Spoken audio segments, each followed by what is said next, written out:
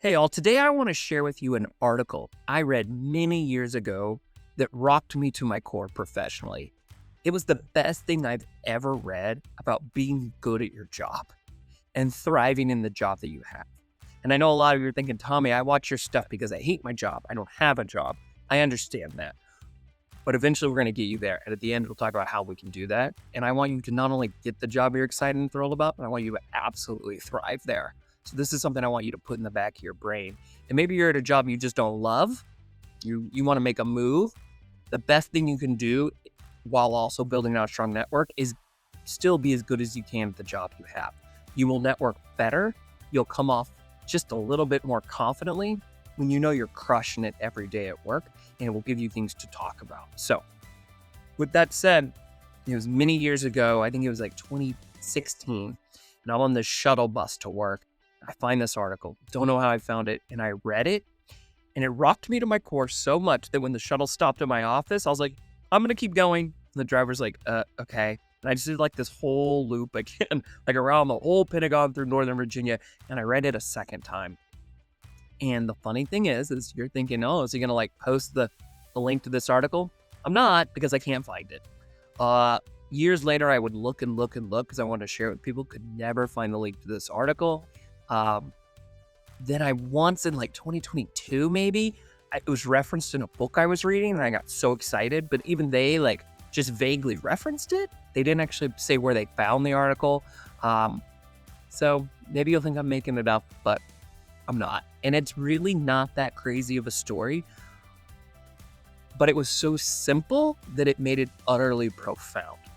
And so I'm going to paraphrase this article. I believe it was in the Atlantic, but it was something like the Atlantic. And it was the story of a very average 50-something-year-old man.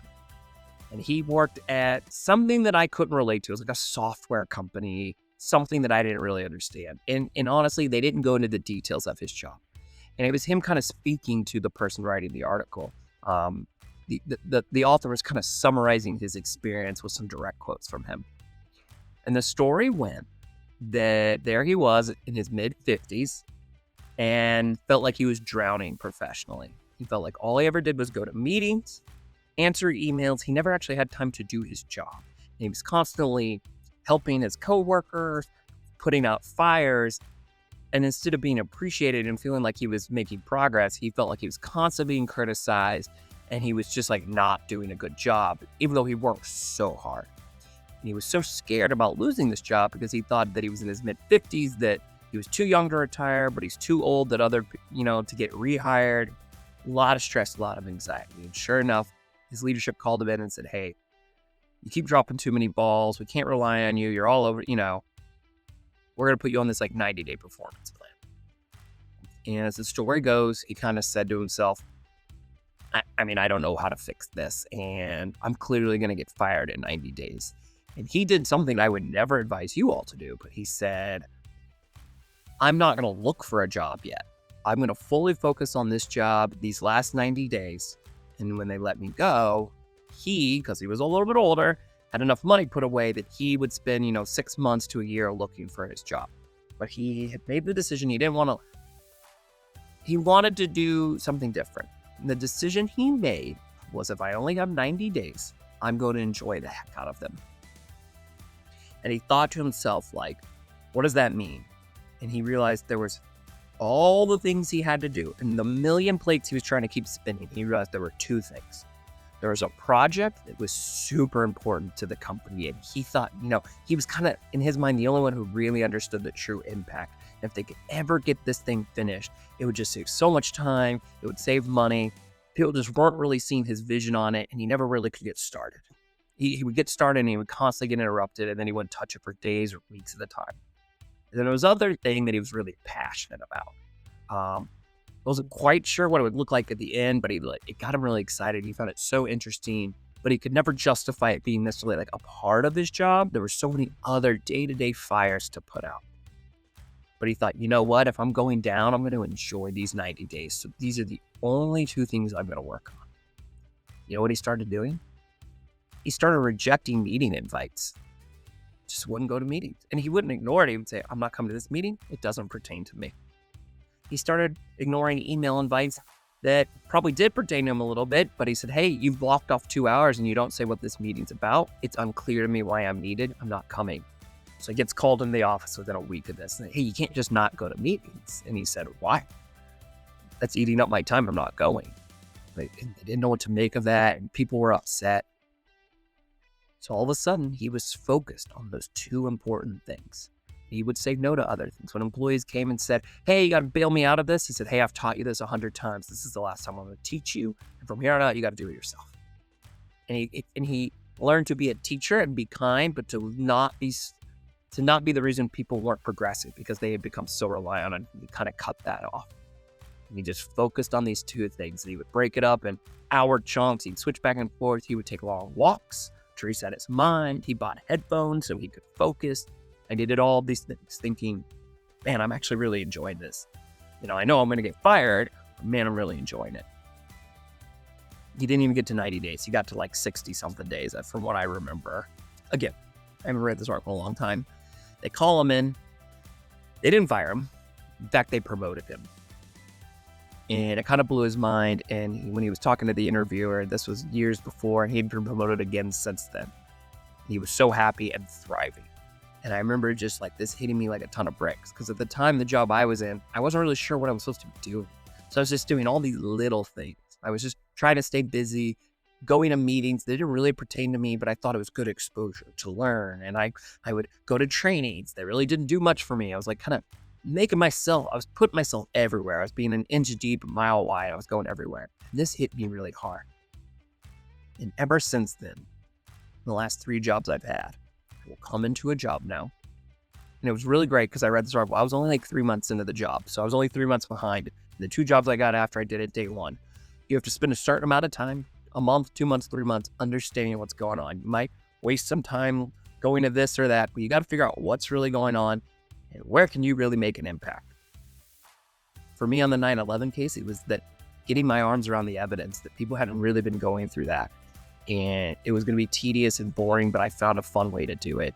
And I found certain parts of it I really wanted to focus on, and it became unbelievably impactful. The point I'm trying to make is that you are going to work with a lot of people. You might be that person that they're going to want to go to every meeting. They're going to insert themselves in everything that they can. They're going to be all over the place. But be that person who has the discipline and the focus to say, boom, this is a really important area for the mission of this organization, and it's not fully being developed. Or this is only 1/4 of my job, but it feels like it's overwhelmingly the most important. Man, if I could become incredible at this 1/4, I'd be irreplaceable. I'd be so invaluable. And that can be hard. It will take you time to figure out what that is. My current position I'm in now, it took me a while, but I figured that out. And I became completely invaluable in this one thing, and it's all I focused on. Yep, I don't go to some meetings.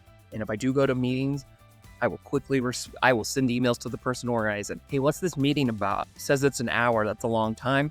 I'd like to know more about what you plan to cover. And if you're super entry level, maybe you won't have the guts and you may not be smart to do that right away. But my point is learning to say no to things, valuing yourself, and having that unbelievable skill to see where's the most impact you can make in an organization. I live my life by the 80-20 rule. And for those of you who don't know what that is, it means back in the 1800s, it was an Italian economist who basically figured out that 20% of the factories in Italy were responsible for 80% of the production. And then when he focused into those factories, it was like 20% of the workers were actually responsible for 80% of the output. And this has been used in so many different places, so many different countries throughout the last few hundred years. And it rings true so often. And what I'm telling you is that you might have a general idea what your job is supposed to be, your kind of job description, but often it's 20% of your job will make 80% of the impact on that organization. And so instead of spending 20% of my time on it, I will flip it. I will put 80% of my time, and then my impact is exponential. Right? And I will give 20% to all the other things that I'm supposed to be doing because I know they don't really have much of an impact. I might even say do the bare minimum. I do my trainings. I wait to the very last second to do my trainings. I could insert myself in all sorts of things, but I don't. I will help if I'm really needed, and I put so much of my energy in the place that I know that I can make an impact, and I'm the only one who can make that impact based on how I'm positioned. So think about that at work. Think about ways you can do that. It may not always be glamorous. You might not be that guy who also gets to do things you're overly passionate about. It just might be where you have the biggest impact. But then you can find ways within that boring task that you know is important to find things about it that are exciting to you. If there's ways, whatever that might be, whether it's getting an intern and teaching them how to do it because you have a heart for teaching and, nurturing people, wherever it might be. Maybe you really like presenting and like public speaking. I know a lot of people don't, but maybe you like it. So you find a way to visualize the work you're doing and present it to folks every few months. That's what I used to do with my very boring, tedious work. I would schedule every 6 weeks, like a presentation to leadership. I would proactively, hey, I want to present to you what we've been doing the last 6 weeks. Oh, wow. Yeah. And they loved that. I mean, they didn't ask for it. They loved being given things, even though they didn't ask for it. And I really enjoyed visualizing and showing what we had been doing because, actually doing it was a grind and it wasn't that exciting. But telling that story behind what we were doing was always really fun for me. So whatever that might be, the beautiful thing is this is going to be a same principle I want you to apply as you build your professional network.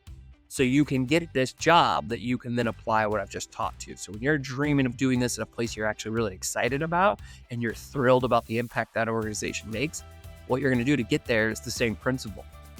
You're going to build a network. And what you're going to do is you're going to start talking to people, figuring out who in your life is actually in that 20%.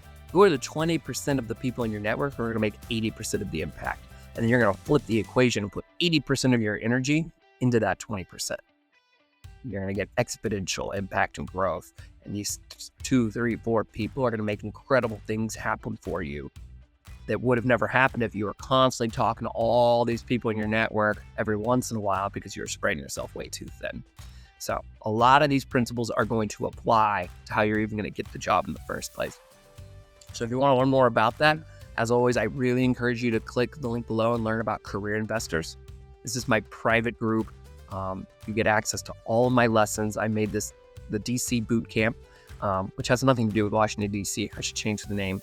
But what it does is it literally walks you through the entire process, all the way from building a resume that works for networking, how to understand your existing network, who you got, how to analyze them, and how to work your way through it to get to the point where you have people bringing you opportunities, helping you get into a new field, even if you don't have the right experience. We're helping you advance, even if they don't even know you all that well, because they're meeting you through people that you do know well. It's about 19 to 20 lessons. Each one's anywhere from 20 to 45 minutes. And then we have a whole next series, very similar to this video you're watching today, that walk you through how to thrive in your job when you get it. So I don't leave you hanging there. And then, of course, you get coaching calls with me. You get access to the other members of the group. You can network with them. You can come to our Zoom calls where we do group learning sessions. It's a really incredible resource. And it's about 95% cheaper than any of these crazy coaching services that are whatever. They are what they are. So yeah, hopefully this helped. Think of this article. If the day ever comes where you find it, please send it to me. And if I ever find it, I will post it everywhere because it's such a powerful, simple lesson of saying no to the things that aren't going to make an impact. And almost everything you put your energy into professionally, be able to understand how that's going to feed into something bigger that's going to make your organization and your office achieve a bigger objective. And really quickly, you will become invaluable because you have understood how to say no. Focus your time and energy into places that get the best investment. And that's so true for networking as well. That's why I kind of love this story, because it just goes across all spectrums of building a career. So hope everyone's doing well. Hopefully this was helpful. And hopefully I'll be talking to a couple of you soon who join Career Investors.